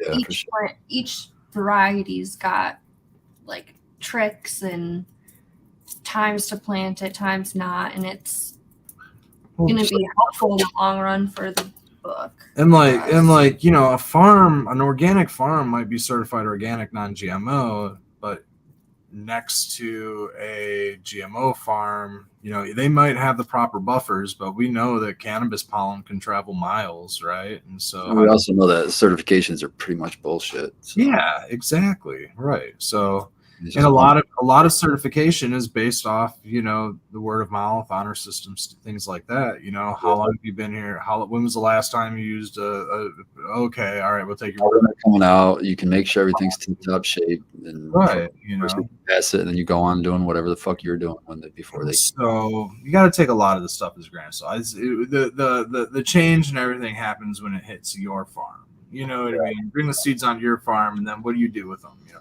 for us, once we grow them a couple of years, we would hope that whatever factor, even if it's like something that might have a systemic in it, we would hope that we've grown it enough in our, you know, environment to have outgrown whatever systemics they might have in it, and you know, now they're back to heirloom status or something, whatever, close to, if you can't get to it. I don't know enough about it to claim it, but I'm not going to worry enough about it because it's food and we're more concerned about just nourishing ourselves. And I don't like the idea of GMOs, and I'm going to try to avoid them as best as I can. But some of the best stuff, way to check is maybe just grow it out and then try to collect seeds from it and see if they sprout. yeah. But not on the GMOs. And I do have to question, you know, the you know, advantage of a GMO product as well. Like assuming that it's not something that, like I said, like has a systemic in it, right? Like you didn't put something in it that is making it, you know, resistant to pests, but maybe it is more or less like a selected resistance or something that, you know, that they put in it. I don't know how they gene modify. Maybe it's more of a natural gene modification and not a chemical gene modification. You know what I mean? My thought is that most gene modification is used by injecting a systemic or a chemical or something in there, and it lasts a few rounds or it lasts into the offspring or something like that. But if you're actually modifying genes and organically creating something resistant to a pathogen, maybe that could be advantageous. You know, so I really don't know if it's something that's like, yeah, like you're saying, Spartan, like an organic gene splice. Yeah. It could be advantageous, but if it's a synthetic chemical being introduced to the genes, Or that's like when they introduce some fucking frog DNA to a corn plant so that it fucking has Drops drought. right out of the field. Yeah, I've read some crazy shit that they've done with that. They're taking shit out of everywhere, not just the same plant, other plants, animals, all kinds of weird shit that's going on. Yeah, I don't know, man. I suppose like what I don't like is now there's a sign in the field, and there's legal battles if you have the wrong kind of a corn in your field versus the other field, and oh man, it gets real sticky when you're talking about seed and production and agriculture, and so stay small and stay humble is my advice, especially when dealing with heirloom seeds and battling on GMO. This is going to be a long battle, Well, I've been going through that little free catalog myself behind me, and man, there are so many cool things in there. I just want to start making a list, but the only problem is I just don't really have any space yet to grow any vegetables like you guys do. I don't have that kind of You get that set big up tree in here, the so- backyard. It's so much shade. It's like, you know what I mean? Yeah, put a garden there. The stuff that I find that I think is really cool is just going to go on a list for the future for when I eventually live at a place where I can do that. So stoked. But in the meantime, I can get the flower seeds that are in there. Mhm. So I'm just kind of going through there and picking out some stuff. Noob sent me some really cool seeds from some stuff that he grew out of there, the Baker Creek stuff last year, like some straw flowers. Those things are so cool.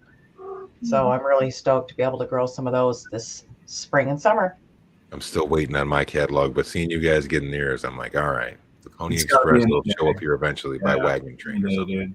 Yeah, it'll be there any day. Well, this another thing to think about. That's a good point. Painted Lady brings up is flower.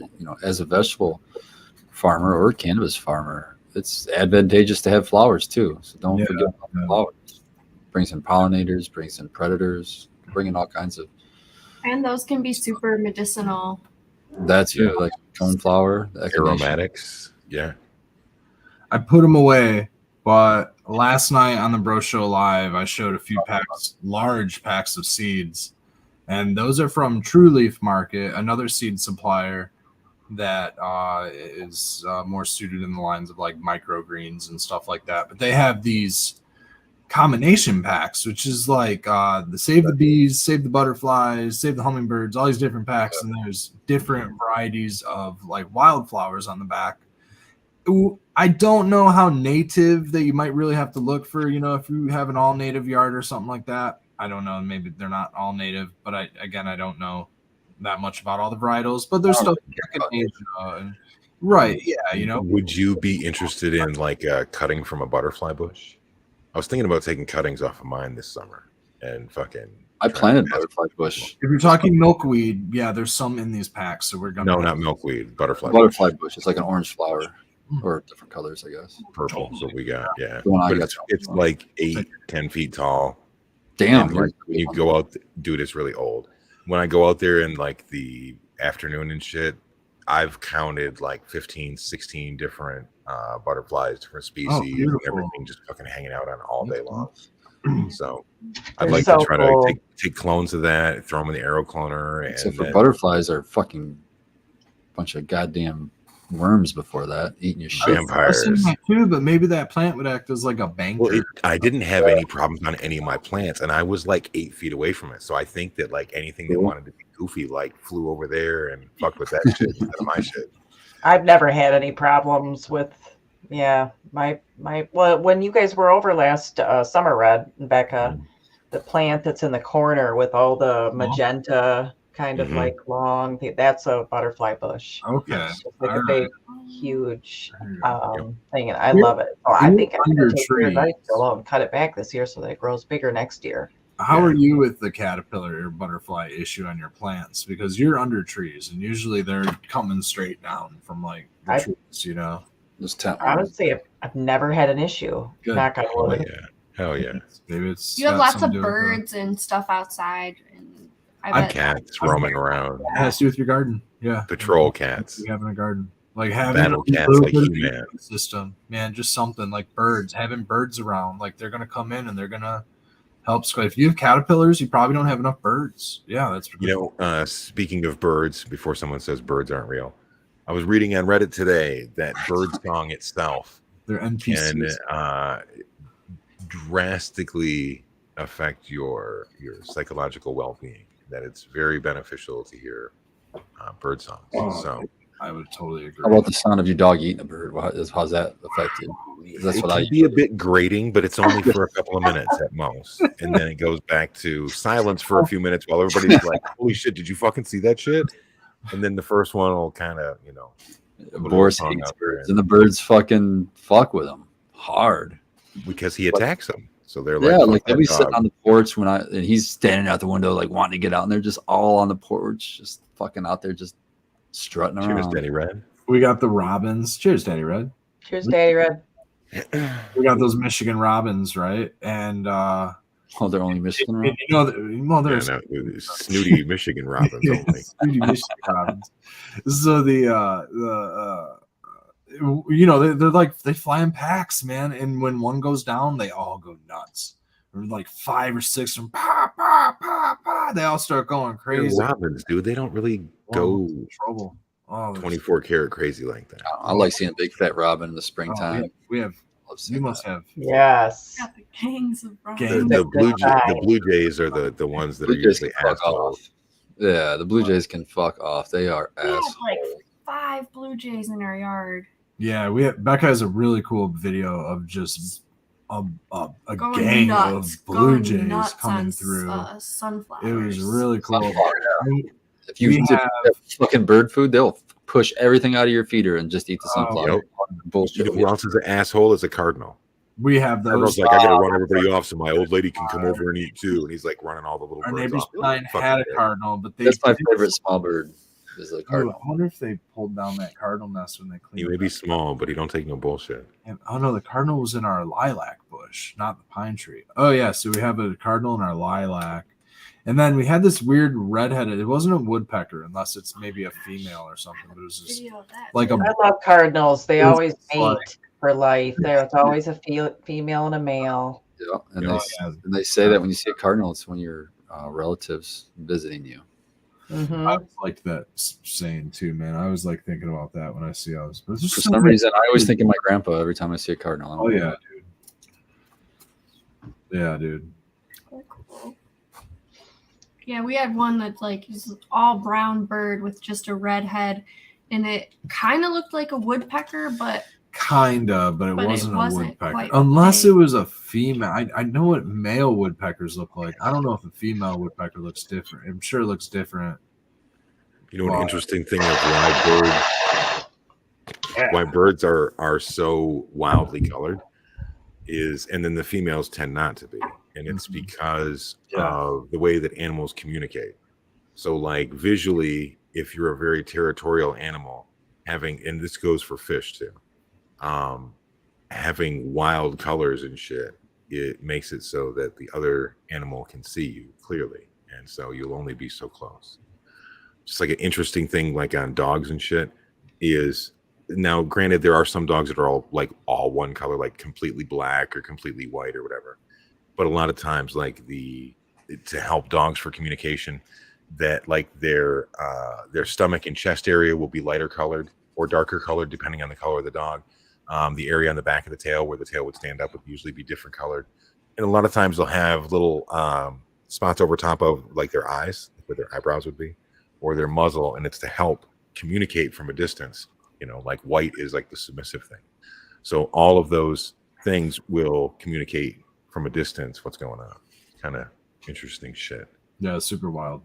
There was this like really old ass book from 1963 or some shit that I had to read way back when, and it's by this dude named Conrad Lorenz, and it was called On Aggression. It's all about, you know, behaviorism and how animals communicate and do all this crazy shit. So dude, the coolest thing that we saw was, like, I was talking about all these different species of birds that we have, and then we had those 2 crows that flew that hawk, Heckle and Jekyll, out of our dude. And I've seen these crows for a while. They're always around the house, you know, and especially in the fall. And I haven't seen them lately. Yeah, the last few days I haven't seen these crows. Unfortunately, we have been seeing the hawk. They're on tour. Or a hawk, but There's a smaller hawk. they like chased that fucker out of here. Yeah, the other teenage-sized day we hawk. had one come through. Yeah. Yeah. So it's gonna be a fun summer. That's Yep. for sure. I'm ready for it. We're gonna have to.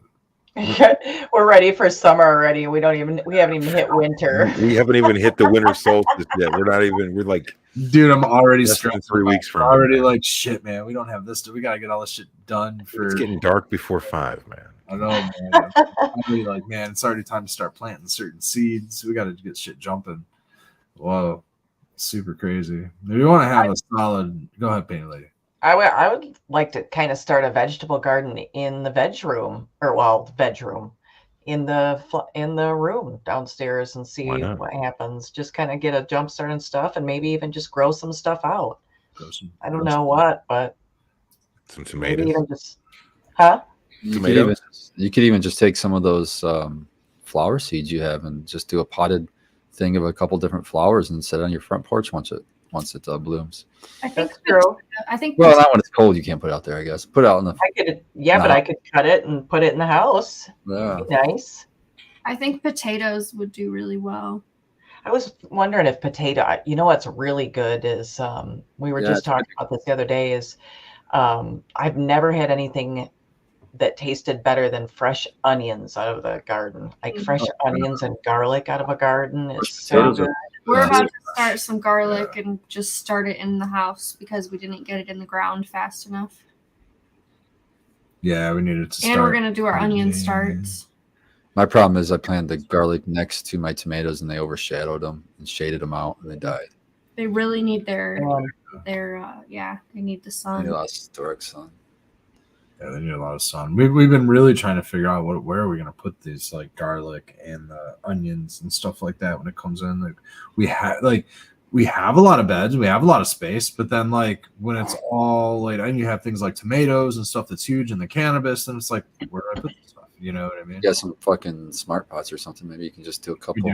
We do a lot of that too. On the porch. We should do more like potatoes and smart pots and potatoes is a really good combo because you can just dump them out to harvest your potatoes. It's not, you don't have to dig in the ground for them. Start putting more carrots underneath the cannabis. I think I like to do more stuff like that. Those beds. Well, carrots is another one that needs a lot of light. It seems like it's like I've had them shade out and I never did good. And this was the first year out of 3 of me growing carrots that I had good carrots, and that's when I just gave them nothing next to them. Just gave them their own space. Let them burn in the sun. Yeah, they fucking like it. Apparently, I tried to grow them under a trellis of cucumbers, and that didn't work. I'm trying to get the bang for your buck. I did like a little trellis like this, and the cucumbers went up and down. I was like, "Fuck yeah, I'll just do carrots right down the middle." Yeah, they grew for a little bit until the cucumbers filled out and shaded them out. And then I planted onions like all around a walkway, like in our raised beds that we have, those big square ones. There's 2 like ways to get in, and there's like a little path that you can walk on. And I planted onions all around them, and they were doing great. And then as soon as the kale and the broccoli got over them, they were done. Yeah, we didn't get bigger than a marble. Yeah, we did not. Like, dude, onions were not good like, this year. Potatoes were like that too. Kale surviving so far this winter? Yeah, the dinosaur kale still is. Everything else has died. It's all been fed to the chickens since today. I caught my dog Quibbly yesterday, fucking biting off a big chunk of kale, ripping it out of the garden. I'm like, you fucker, what are you doing? You're gonna kill my kale. Dude, it would come back next year, man. I'd let it go and let it just come back. Damn it, Quibbly. Dude, the aphids. I've only planted 1 kale plant, and I have like 30 in there now because I just let it go to seed. That's right. They get so big. Oh my god. Yeah, well, that's what happened with collards too, for us. We have collards fucking everywhere. We're invaded with collards. We let them go. And this year, I thought they were a weed, and he was like, "No, man." We let all this other shit go to seed, all the arugula and all the broccoli and everything. So all that shit's gonna come through. Is just. Are you afraid of it getting too crowded, or you just figure nature will figure it out? Well, now that we have the chickens, the other shit will just lay there. The chickens are going to take some of those seed, but like, true. Yeah, it would just like the collard was just. I liked it at first, but like everything that we tried to plant got smothered out by the collard. collard just gets big. These brassicas get big, man. These things just all have big leaves. The radish is probably the smallest, easiest, like doesn't take up as much space. Baked spinach, some small stuff, dwarf varieties. Mhm.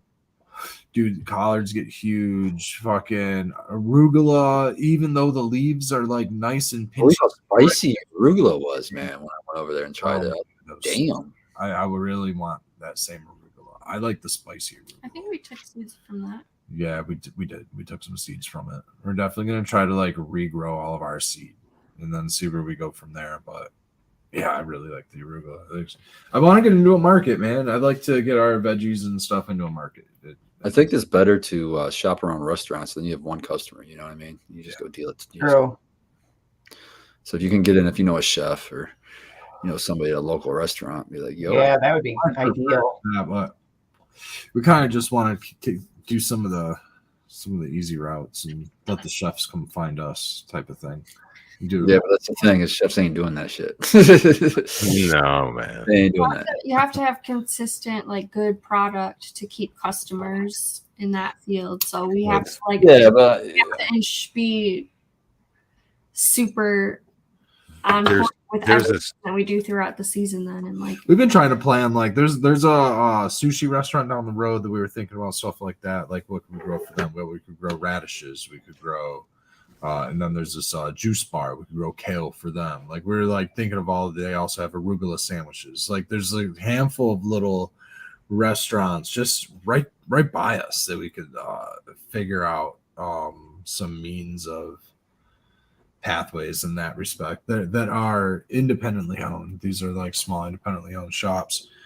A lot of the issues that come with some restaurants and stuff, like when I worked for, let's just say, and this is different than a restaurant. It's gonna have a You chef. can't buy from mom and pops. Yeah. Right. Yeah. We had to order through food service. No cottage industry shit. Right. Now some restaurants you can do that. I don't know under Yeah, what. that's that farm to table shit. And, Yeah. there's a Yeah. market for it, but it's not a huge market for it. Right. get a nice restaurant. Yeah. here. Yes, I would love to do that, Spartan. Yeah, it would be beneficial. Yeah, then it pretty much as you know, Skilbo, the main ingredients for any restaurant is going to be like onions and garlic and potatoes and kale, all that kind of stuff. The You lettuce, always need your greens. flaw. There's not a lot of profit to be had there, but if it's the specialty stuff that you can really make some profit, like stuff that they're not going to find at the store, like Purple heirloom purple tomato. tomato. heirloom tomatoes, shit like that you You just can can't use find. that as like a gimmick burger or something and put a purple tomato on it. Yeah, I'll shout out the Growers Network. I think it's simply called the Growers Network. They had There you go. a summit. They had a summit online, and Joel Salatin spoke one of the days. He's unfortunately not saved in their YouTube series. You have to purchase their stuff on their website, I think, to get some of the deeper info. But their big topic this week was added value. And so, like, for lack of a better, walk around, like basically added value is, rather than selling cannabis flower, you might take your cannabis and maybe make it into a butter and sell the butter, or then maybe take your butter and then make brownies. And, so like, for us, we would, just, spitballing ideas, have to take, things that we would grow, and rather than, having to like sell some of the, what would be a food, selling that as food, where you're dealing with FDA and regulation and a lot of stuff like that. Added value, take maybe a food product and maybe turn it into maybe like a clothing product or something like that. I know it's far reach, but if I say cosmetic product or health product, then again we're talking into regulation territory. So like trying to like figure out like where you can like take something and then add value. So for like us, we're taking certain whatever things for our own personal thing. We're taking logs that we got from our neighbor for free and growing mushrooms on them and adding the value to that. But like we'll be taking compost, our chickens making compost. Maybe we can have compost available, for ourselves. We're not going to sell our compost, but like let's say we were. But like that was the summit that was going on. But added value is something that's super interesting. Like when you're talking about like what you can create out of your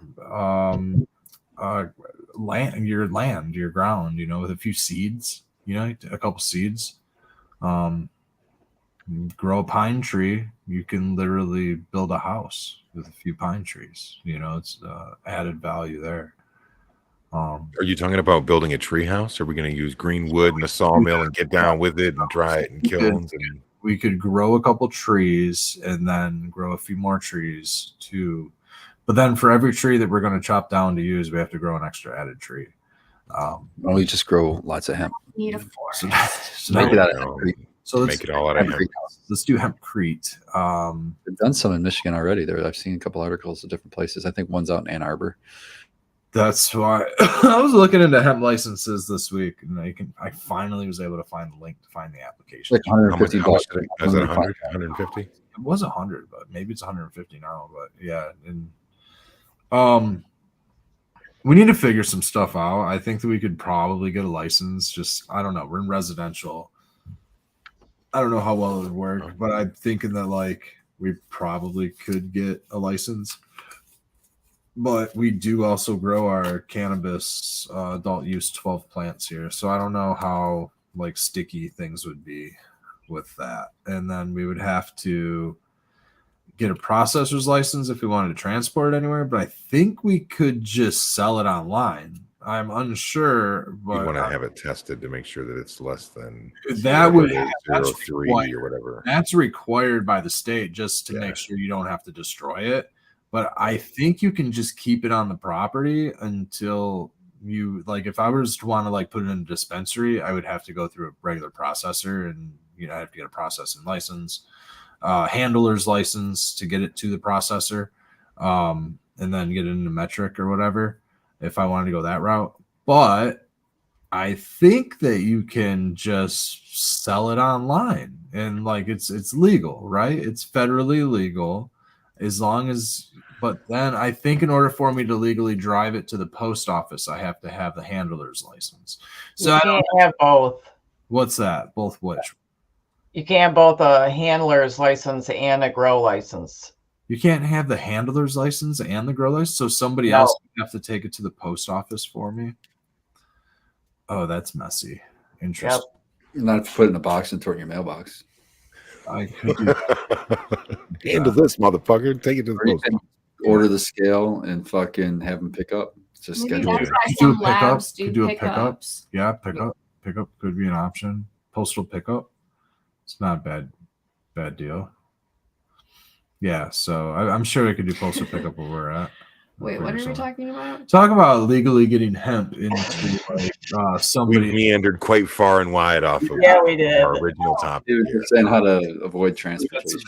Actual hemp, but I'm not like beating around the bush and saying like, all right, selling our cannabis. Like actual hemp that's legal, less than 0.3%, no THC, or you know, modest, you know, 0.3% THC, but like 16% CBD. You know, our green room crosses or something like that.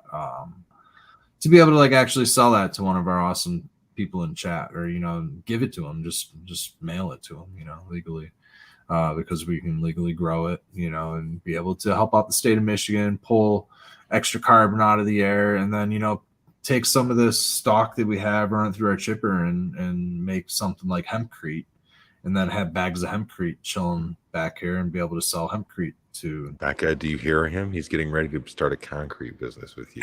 A hempcrete business. Protect your back, girl. Maybe not necessarily. That would be the added value. That would be the added value if we had the stock of the lime and the gypsum and any of that shit that we would need. But, now he's got you out there mining for fucking minerals back. We could just be the biomass holder. I'll just want to farm the biomass. It's gonna be a biomass holder. That's maybe vertically integrate to have the chipper and do the chipping on site, and so I just have the herd, hemp herd, and we can just use the herd. I thought you need that license if you want to sell your product to dispensaries. You do. So then why would we need that if we were just you need it to like get it on the road. And so like I was thinking we would need that license to get it to the post office. but you might not need that if you No, get the I post mean, office why to do we pick it need up. a license to grow hemp? I don't know. Why do we need a license? to Because grow? it's controlled. It's controlled by the Michigan CRA. It's regulated. To even grow your plant, like, Yeah. is To it grow. saying you hemp. can grow 12 plants? No, it's I believe unlimited unless it's changed. It's Unlimited. unlimited. Yeah, But yeah. you have to you tell just them? have to tell them and give them an Pay application. $150 or whatever it is. And, It's and on. there's and well, okay. So here's my hesitation: is they want a background check. I'd pass a background check, but they want a lot of information. They want your background check, and they want You want the location of your field too, so they can come out and check it. GPS leads me to believe that they can just fucking type that into a little satellite at any time and fucking take a look at what's going on.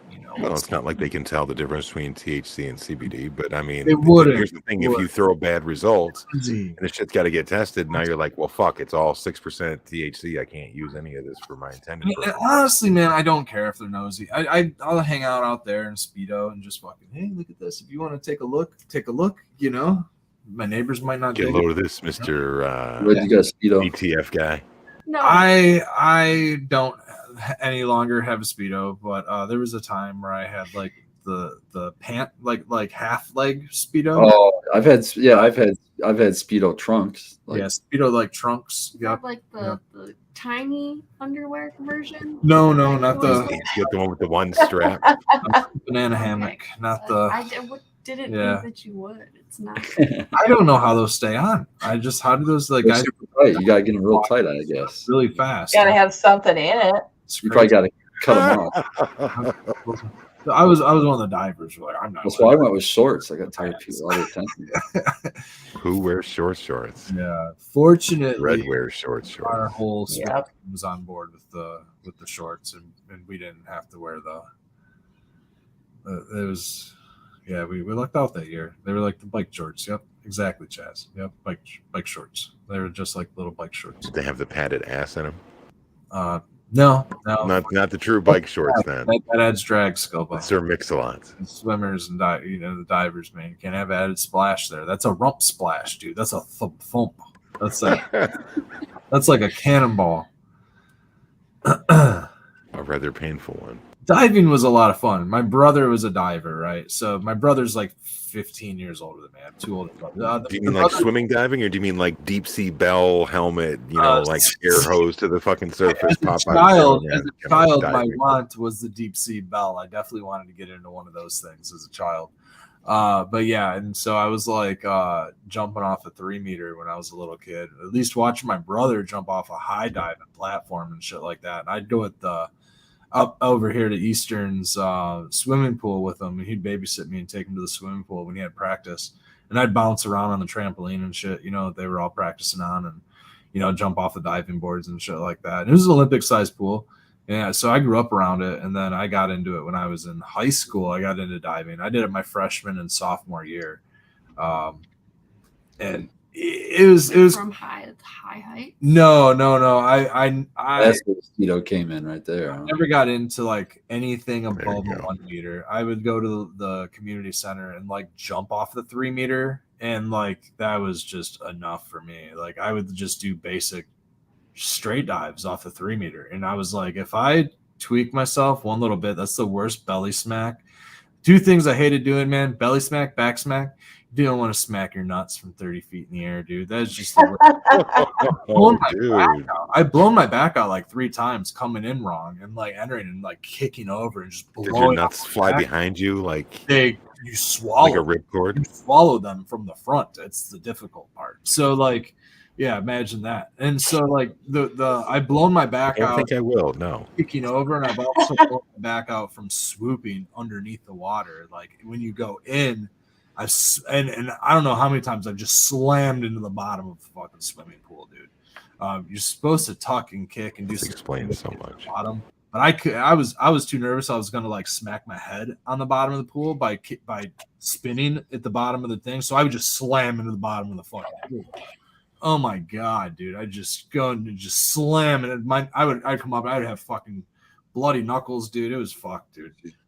Not like bloody, like dripping into the pool, but like my knuckles and shit, I was all calloused up from fucking land, just into the bottom of the pool. Oh yeah. Safe.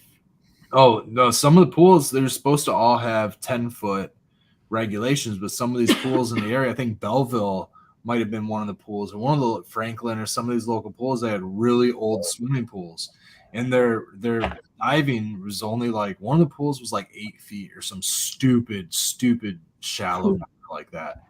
And you're diving into an 8-foot deep pool, dude. You want to talk about something that's deep? That'll be next week's show because we are running right up along the edge of 12:59 as usual. Deep So sea smoking, guys. Appreciate everybody for hanging out with us this evening.